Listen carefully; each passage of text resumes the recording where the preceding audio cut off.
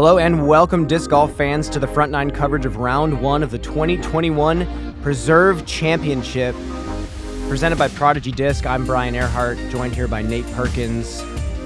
Here we are back at the beautiful Preserve, Airborn Disc Golf Preserve in Clearwater, Minnesota. It is such a beautiful, beautiful track that we're at here. It really is. We are about an hour northwest of Minneapolis. We're on an old ball golf course right on the shores of the Mississippi River. The river actually, the headwaters of one of the biggest rivers in the world is just a couple hours north of where we're at in Clearwater. So it's a really special nook of the world. And as you saw, we have a phenomenal starting card. We have Paul McBeth, Calvin Heimburg, Thomas Gilbert, and Ryan Sheldon. If you have not seen Ryan Sheldon throw a disc, you are in for a treat. 80-plus mile-an-hour sidearms. Hole number 1, 708 feet. Pretty straightforward hole. We have OB on the left side. Shoot your drive as far as you can, straight, and then shoot over the water. The box from Huntington Beach, California, Paul McBeth. And we saw last year, this course is a playground for these players. A lot of low scores here, but Kale LaVisca even admitted he kind of likes that as a mix-up on tour. So the day before the event, you wake up about 8 o'clock in the morning, I walk outside, and I see a pretty dense fog rising up from the field. And Madison Walker walks up to me and says, "That's smoke." Yeah. We had one of the craziest smoke days that I've ever seen. The air quality here at the Preserve was 450 on the AQI index at one point. Yeah, the tournament almost got canceled as we see Calvin's drive moving down the fairway into a nice spot. Ontario, Canada, Thomas Gilbert. Yeah, the tournament almost got called off. Some of the most dangerous air quality in the United States was in this area due to some wildfires in Canada, but luckily it cleared up this morning. Some players were still wearing N95 masks.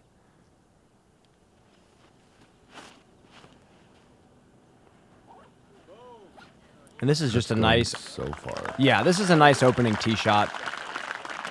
Just throw it far and straight. They teed off in the morning, so they had pretty calm conditions. Minnesota locals from Maplewood, Minnesota, Ryan Sheldon. Nate. I'm pretty excited about this. I've seen him throw a couple forehands in person, and I've heard story after story of how far he has thrown. Undisputed longest sidearm in disc golf that I've ever seen. Eagle McMahon has a far sidearm. This guy shanks the disc farther than most people can throw max distance. So he was a prospect, one of the best pitchers of his time, and he was throwing high 80s, low 90s.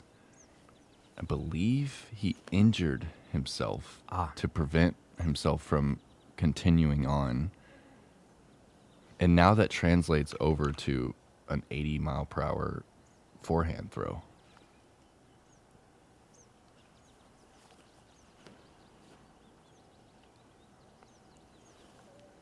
Thomas with a smooth little putter shot. He's going to be putting from about 10 feet for birdie. And we just now get to Calvin's shot. He's throwing a rhino. Yeah, last year, I believe 88 miles an hour was what they clocked his sidearm at the Preserve Championship last year. Sheldon for birdie.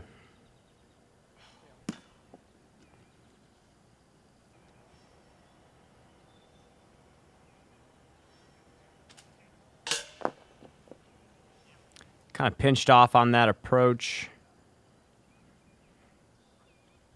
High left for McBeth. Gilbert for birdie. And we have to note that this card teed off 9 o'clock in the morning. Yeah. I believe 9:20, and there was no wind. Yeah, absolutely perfect scoring conditions. So wouldn't be surprised if we see some pretty clean rounds out of these players. And I am really interested to see almost every hole on the front nine of the Black Bear is different. Hole 1 moved back and to the left about 60, 70 feet. Hole 2's tee pad is moved back. And then we have just a ton of new holes on the front, Brian. Yeah, it makes the front nine a lot tougher to score on than it used to be. So I'm interested to see how these players attack it moving into number 2. So they've moved it back. That's our original tee pad right there. We have a double Mando. And this gap, it's straightforward, but it's small enough. And with the double Mando, it can kind of get a little uncomfortable on this tee pad. It reminds me of the lines that Cale LaVisca, who designed this course, likes to throw. Little hyzer out of the hand, slowly pushes right, but still forward. Calvin puts his to the edge of circle 1, just pretty much throwing a turnover. Very interesting shot shape to hit this double Mando with.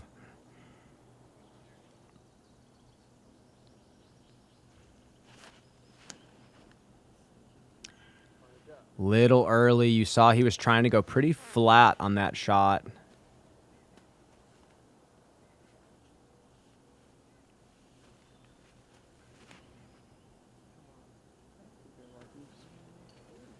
Oh, and McBeth splits that tree. Yeah, and that's the one that you have to miss with that unique shape. But luckily, Paul just threw straight, got through everything. Another backhand from Sheldon. That's got to come out. And it does. Great shot.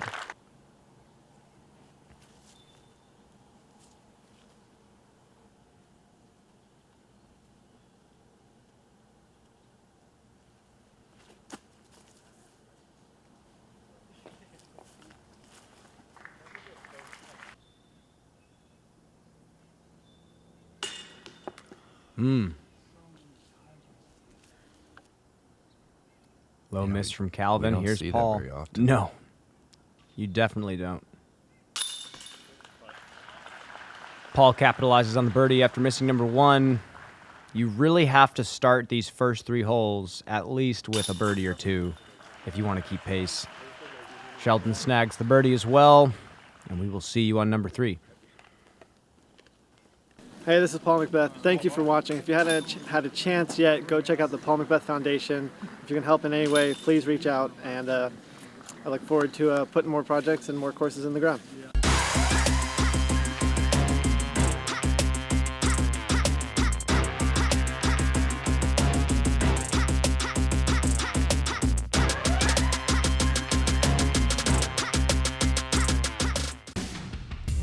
Hole number 3, 408 feet. Dead straight, elevated pin. Little bit of a plateaued green. Pretty straightforward hole. You just don't want to get a skip because it's very, very thin grass up there. So you still have to land it soft. Paul is going with an undertaker. He really has been disking up lately. Yeah. And just kind of slowing it down. Disking up and slowing the speed of the release down. Exactly. I mean, Which is a sign of his experience over time. He's realizing he's getting so good with these neutral control drivers that why try to throw harder? On the opposite side of the spectrum, here's a Nuke OS. Oh, Nuke OS. Oh, and he nixed it. Oh, and it just keeps going. If that was just a few more inches to the left, that foundation. Yeah. I never have a word for that box, Ryan. Yeah, it's like not a pyramid, Yeah. not quite a cylinder. Anyhow, Ryan missed it, and he rolled the circle's edge long. Still has a tough putt. Thomas is going with the mid-range, it looks like.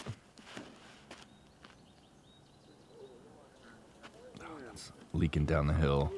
You know, and this is a hole that, yeah, I've seen Ben Calloway actually get this with a putter. You know, and that's what's interesting about McBeth going with the control driver. He can throw the Undertaker close to 500 feet. So for him to back off 100 feet is really impressive.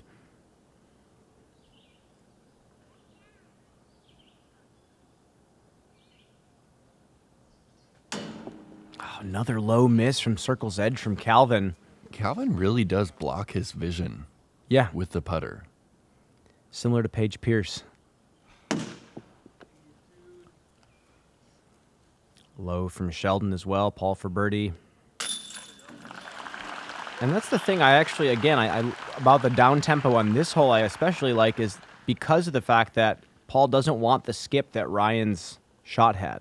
You know, Ryan's hit the ground with so much pace, and it's so hard to stick it on this type of green. And we're seeing more and more of those lately on the tour. All right, this is a brand new hole. It's a par 4, 746. You need to throw a 400 to 450 foot sky Annie for the right-hand backhand. You need to be past that first group of trees, and then you have a tight tunnel approaching the basket. It's about 250 from the ideal landing zone. Yeah, it's forcing you to bite off distance because otherwise the angle is too tight for you to get the birdie. It's not like I ever see it. I think that's pretty good. That's really good. He's centered up on the gap. He might have a slight hyzer through the gap. This has got to flip a little bit unless he just absolutely smoked this shot.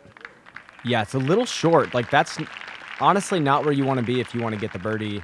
You have to push a little bit more forward. He almost needed that to flip up to flat. Calvin getting a full follow through on that turnover. Look at this thing go. Slow down. Oh, see, he's kind of gone past the gap. You can see that next group right in the middle of the gap in the trees. You kind of want to... He's going to probably have to throw a sidearm flex if he wants to get up to the basket from there. We'll see. Is that a sky roller from Thomas? No, I think Oh, he's got okay. an air shot. Just turned it over a little much. Oh, but gets the good reaction on the ground. And he's on the short side, but he'll have a look.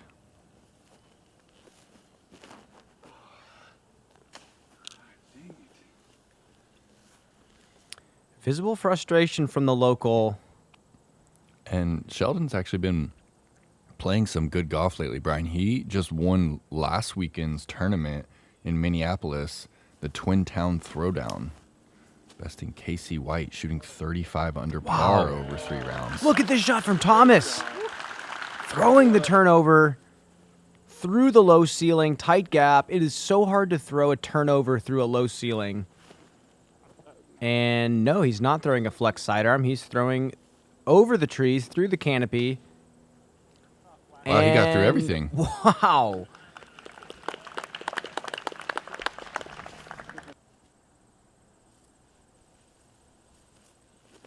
What a drive from McBeth. I mean, he was just 5 feet past where you would just place your disc. And to have 3 shots putting for birdie, this is the 3rd hardest hole in the course.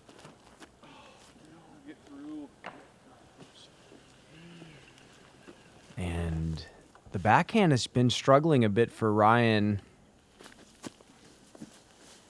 You wonder how the sidearm for him scales over the years.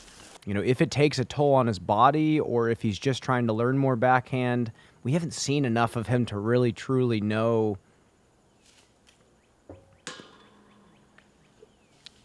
Heartbreaking. 3 circle 2s in a row. Off the tray, and Paul is off to exactly the start you want. That's his turkey.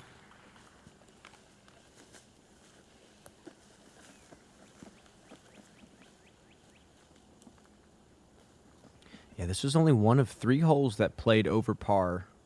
4.05. I think it's a fantastic change.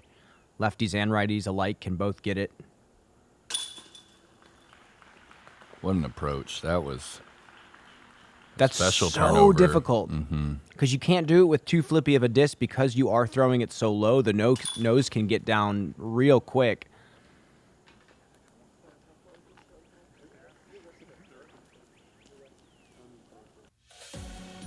The Destroyer is essential on tour.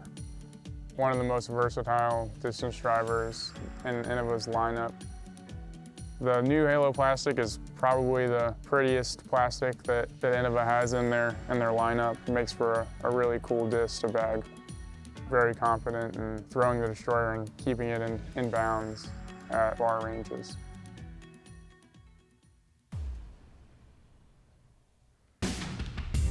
Hole number 5. This is a brand new hole. Long tunnel. There's brush off to the right and left side. You have to hit this gap with distance to this opening, and then we have another tunnel you have to hit, winding through these beautiful skinny trees down to this basket here. I love this hole, mate. I love it, Brian, and this is the hardest hole on the Black Bear. Yeah, it is not an easy birdie, but I could have guessed the Undertaker was going to come out here. If he can late flip this one, he could get to the mouth of the next tunnel. Oh, it's just flipping a little too early. He needs some help. That's the trouble right there. Getting out from where he's at, just a tiny miss, is not easy. It's really hard to get up to even a par save from there. And McBeth actually got tagged by a wasp right over there during practice, and his leg was swelling up pretty good, and he had to take a day off of practice. And does that have enough hyzer? Look at that. What? Let's jump back to his form, because that was so good. Hyzer flip. We're coming from behind angle, but let's look at the angle of the disc when he extends. Perfect. Perfect hyzer angle. You did not have to even guess what line he was throwing, and that's how he hits these awesome technical lines so easily. Simple upper body. Here's Sheldon potentially going for the basket with his forehand.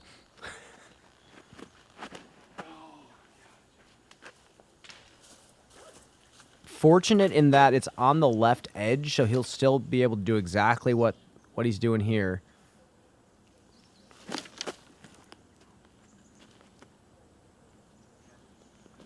Yeah. Wow, penetrating the gap. It's a great recovery shot. This is jail over here on this left side. Yeah, what I love about this hole is that it's so straightforward when you walk down the fairway. Oh no, and Paul had to go overhand right there, and he's not quite at the gap. Sorry, Brian. Go. Well, no, I think what he just did aids what I'm saying. The hole looks so straightforward when you're walking the fairway, and yet it is the hardest hole in the course. The birdie is right in front of you. Look at what Calvin did on his tee shot. Calvin's shot was as good as I've seen it. And he snuck through a decent amount, but still going to be late circle two. Here's Paul with really tough patent pending backhand. Oh, this is so technical. Oh, so solid. That is 30, 35 feet. He's going to be able to save par from there. Nice shot.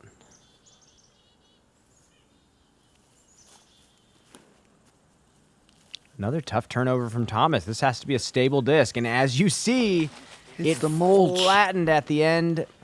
He had to force over an overstable disc. Here's a Nova.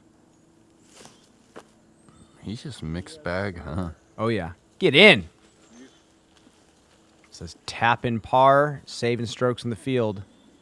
It's averaged a 4.6 on the day. Did it really? Points. There's Calvin. One of 6 birdies on the hole right here. Calvin Heimburg from circle 2, the Gatekeeper rewind, and he connects on his first putt of the day. And that was hearted. That was super pure, and we'll see if that carries some momentum into the rest of the round. This is for an awesome par save from Paul.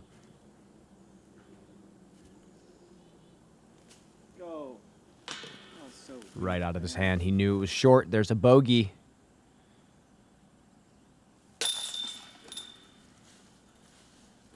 Thomas also carding a bogey. And that was a great 4th shot, too. Yeah. Yeah, as you see, the teeth on this hole are subtle, but they are just enough to hurt you. Moving into number 6. Another new hole, 390 feet. This is just a flat to fade hyzer with a mid-range fairway driver. And we're going to see a 7-speed from Calvin. This is an eagle.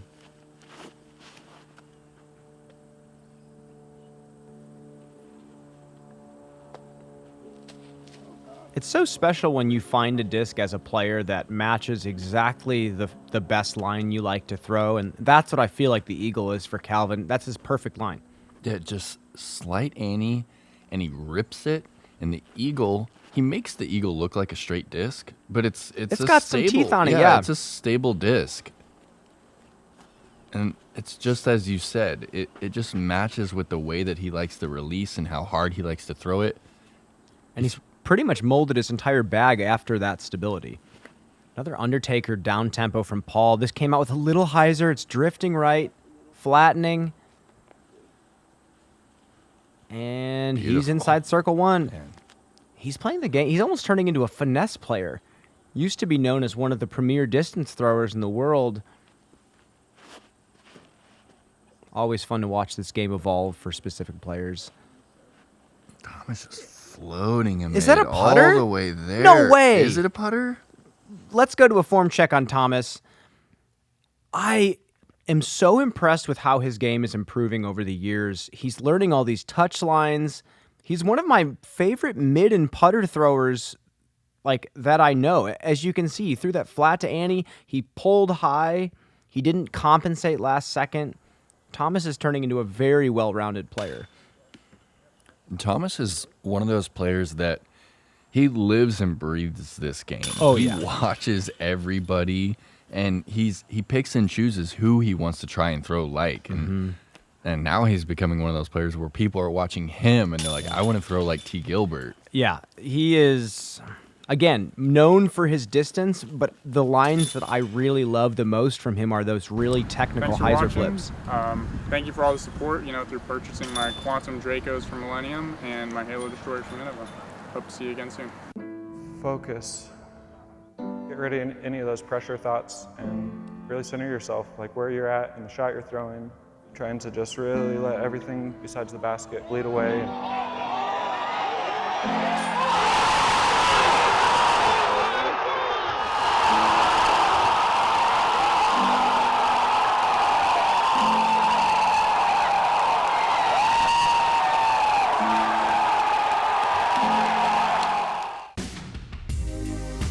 All right, hole 7, one of the signature holes on the property here. It's a par 5. The pond is your fairway. You can either go left, you can bomb one over to the right side. If you go left, your second has to clear the pond. Calvin is flipping this up so far. And then the green is just this beautiful mulched, steep hillside.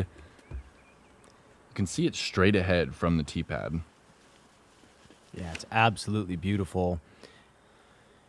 This is a Zeus from Paul, I believe, coming in nicely. Yeah, this hole, if you can get 2 huge shots out to the left, you'll have a straighter look at the slanted green. It is on a steep slope. I would say 45 degrees, maybe even steeper. And that needs some stability. Wow, and it does, and he's way down the fairway. Look sharp left side. And Sheldon looks like he's going... Is he going for the right fairway, or is he throwing a flex over to the left? Yeah, I think he's going flex. I've never... Oh, no way. Come out of it. Oh, and it did hit a spectator. And they even called it. They said, look sharp left side, because he let him know that he could possibly turn it over. These are Look at this. huge. This is it. Whoa. That almost was about to go deep. That was about to go deep in an 1,100-foot hole. Yikes. Wow, when he gets that nose down on Annie like that. it He's got pans 500 for so feet long. like in his back pocket. Oh, yeah.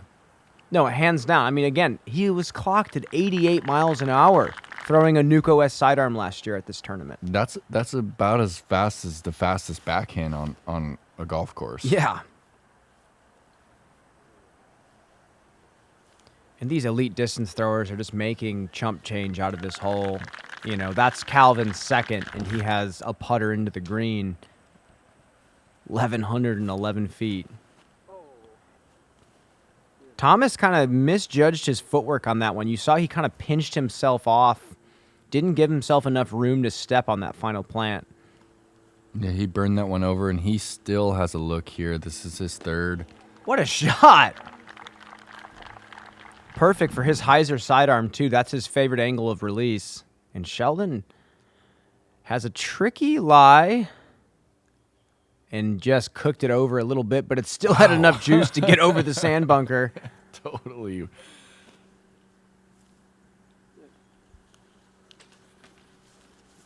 This is one of those rollaway greens that I've already seen numerous bouts of misfortune happen on. And Calvin has stuck his as well. Look at this. Look at this card. Making absolute chump change out of this hole. There's a solid putt from Sheldon. Yeah, he had missed low on his first few putts from that distance and makes the correction on that uphill bid.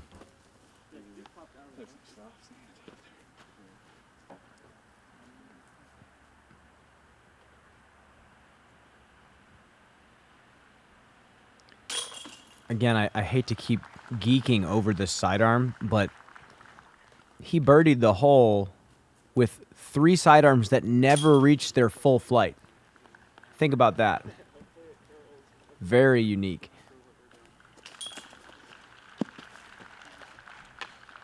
Calvin's starting to string together some consistency. That's his third birdie in a row, moving into number 8, 406 feet. One of the most iconic holes on the course, Nate. 350 water carry, another 60 feet to the pin. It's begging to get aced in front of the gallery. Yeah, it's got kind of a nice backstop to it with a tree line that if you can penetrate the tree line and still have a putt, Calvin's still going to have a look right there. Might not be easy, but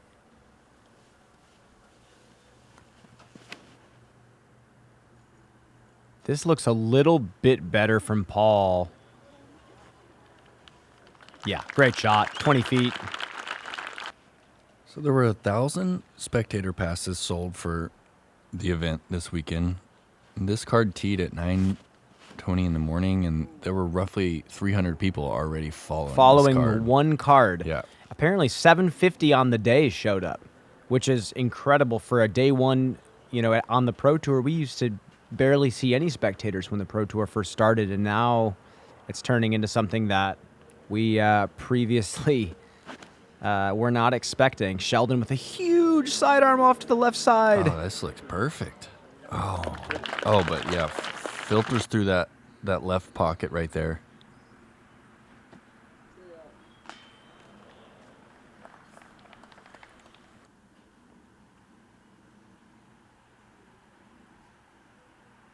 Looks like Calvin is not very obstructed. Yeah, he's got a clean look.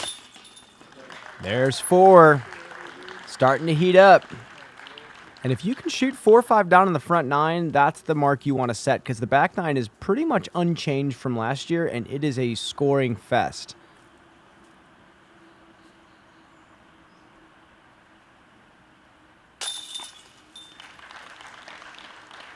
And there's another birdie.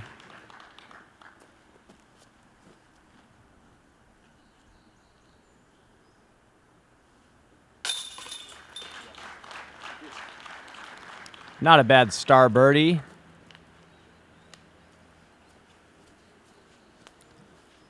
Sorry about that. Thomas is actually putting for his par. My apologies.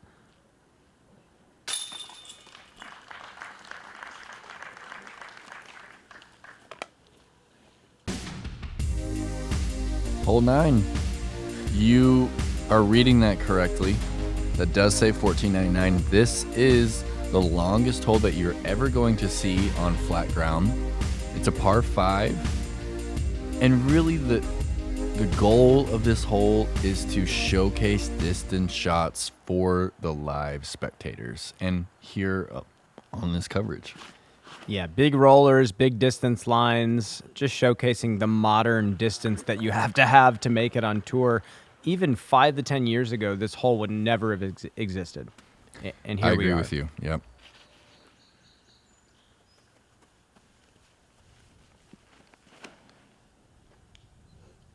Just a master of the shot shape. That's going to flatten so nicely. And he can go distance roller from there if he wants to get the birdie. That's a little bit downhill once you get to that top section of the fairway. Let's see this forehand. Whoa, 360. Going for a 360 sidearm? I've never even seen anyone attempt a 360 sidearm. I couldn't quite see. It just came out early there? It came out really early for him. That would have been just such a treat to watch. Thomas's drive looks pretty good. Similar to where Paul's is at. Luckily, he spit out.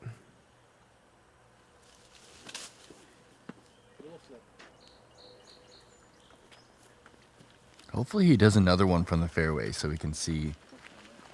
I really want to see this. Yeah. If he's trying it in tournament. He's throwing another one. No, stay up. Roll. Yeah, didn't connect on that one either. Kind of burned that one over on Annie. Calvin's way off on the right side. He's got to go huge Annie right here. Definitely goes a long way. We'll see if this tree gets in his way, though. And that tree is right at about 500 from the pin.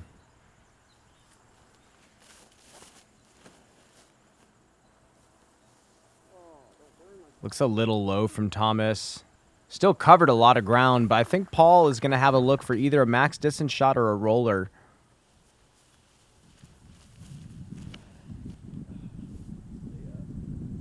I think that's going to be good. That's going to flatten.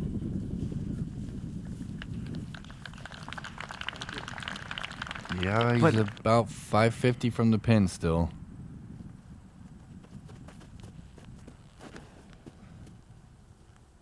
Come out. What? Across the creek. Yikes. And that's pretty far out there. Ooh, Thomas looking like he's... Okay, I thought that was going to turn a little bit more to the right. But he's at least going to be able to get up and down for a par.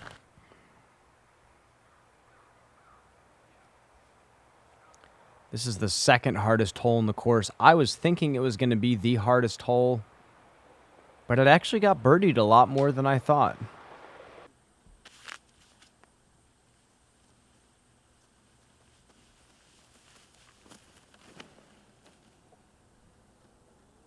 So let's see. Oh, yeah, he gets it to hold over. You said it's about 550 to the green.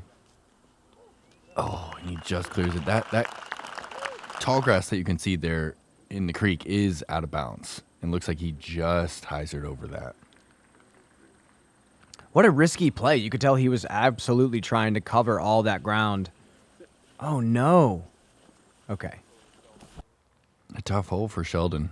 I like how it's $14.99. It's like you're at a department store, and you don't want to tell them it's 1,500 feet.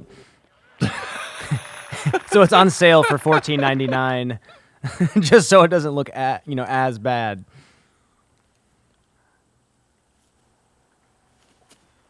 For the birdie. Oh, just off to the left side. With air shots only. I was assuming he was going to lay down like some sort of roller at some point. He threw over 500 feet on each shot right there. Yeah. I think the worry definitely was, if you do throw the roller on the second shot, you could throw a 600-700 foot roller and be out of bounds in that creek. But again, a 5 on this is not bad. And that's a 9 for Ryan Sheldon. Or, a double bogey.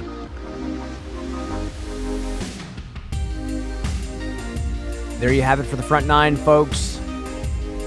Paul and Calvin are on a good pace. Thomas is right behind them. Ryan just struggled with the angles a little bit today. We move into the back nine section, which is a lot more scoreable. As you can see, we have some players heating up the leaderboard.